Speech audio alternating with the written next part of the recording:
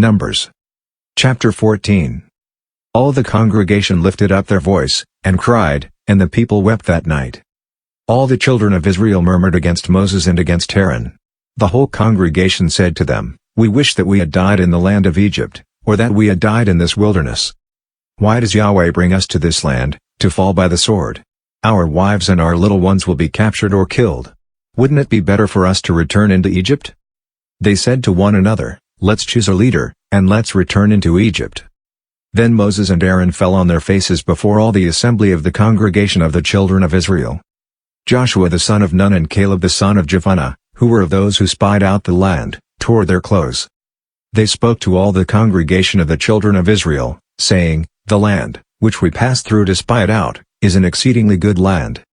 If Yahweh delights in us, then he will bring us into this land, and give it to us, a land which flows with milk and honey. Only don't rebel against Yahweh, neither fear the people of the land, for they are bread for us. Their defense is removed from over them, and Yahweh is with us. Don't fear them." But all the congregation threatened to stone them with stones. Yahweh's glory appeared in the tent of meeting to all the children of Israel. Yahweh said to Moses, "How long will this people despise me? How long will they not believe in me, for all the signs which I have worked among them?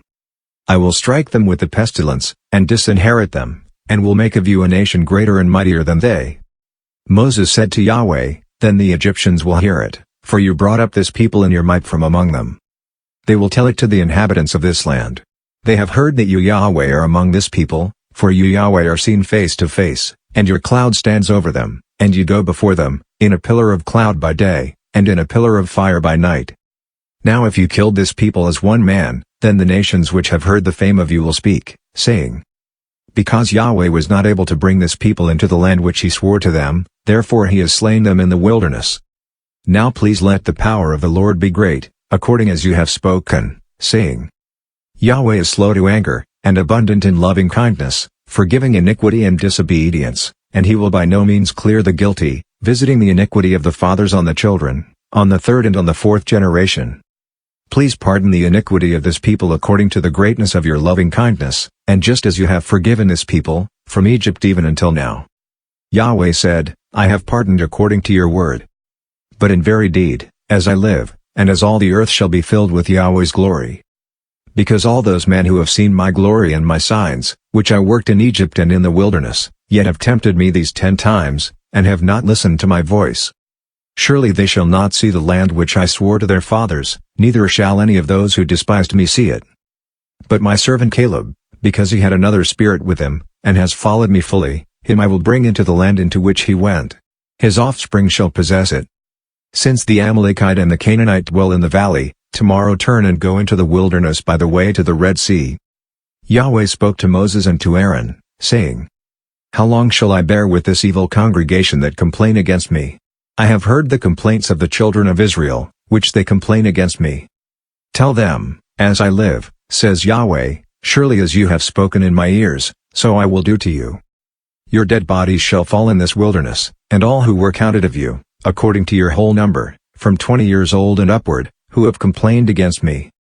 Surely you shall not come into the land concerning which I swore that I would make you dwell therein, except Caleb the son of Jephunneh, and Joshua the son of Nun. But I will bring in your little ones that you said should be captured or killed, and they shall know the land which you have rejected. But as for you, your dead bodies shall fall in this wilderness. Your children shall be wanderers in the wilderness 40 years, and shall bear your prostitution, until your dead bodies are consumed in the wilderness. After the number of the days in which you spied out the land, even 40 days, for every day a year, you will bear your iniquities, even 40 years, and you will know my alienation. I, Yahweh, have spoken. I will surely do this to all this evil congregation who are gathered together against me. In this wilderness they shall be consumed, and there they shall die." The men whom Moses sent to spy out the land, who returned and made all the congregation to murmur against him by bringing up an evil report against the land. Even those men who brought up an evil report of the land, died by the plague before Yahweh. But Joshua the son of Nun and Caleb the son of Jephunneh remained alive of those men who went to spy out the land. Moses told these words to all the children of Israel, and the people mourned greatly. They rose up early in the morning and went up to the top of the mountain, saying, "Behold, we are here, and will go up to the place which Yahweh has promised, for we have sinned." Moses said, "Why now do you disobey the commandment of Yahweh, since it shall not prosper? Don't go up, for Yahweh isn't among you, that way you won't be struck down before your enemies. For there the Amalekite and the Canaanite are before you, and you will fall by the sword because you turned back from following Yahweh, therefore Yahweh will not be with you." But they presumed to go up to the top of the mountain. Nevertheless, the ark of Yahweh's covenant and Moses didn't depart out of the camp. Then the Amalekites came down, and the Canaanites who lived in that mountain, and struck them and beat them down even to Hormah.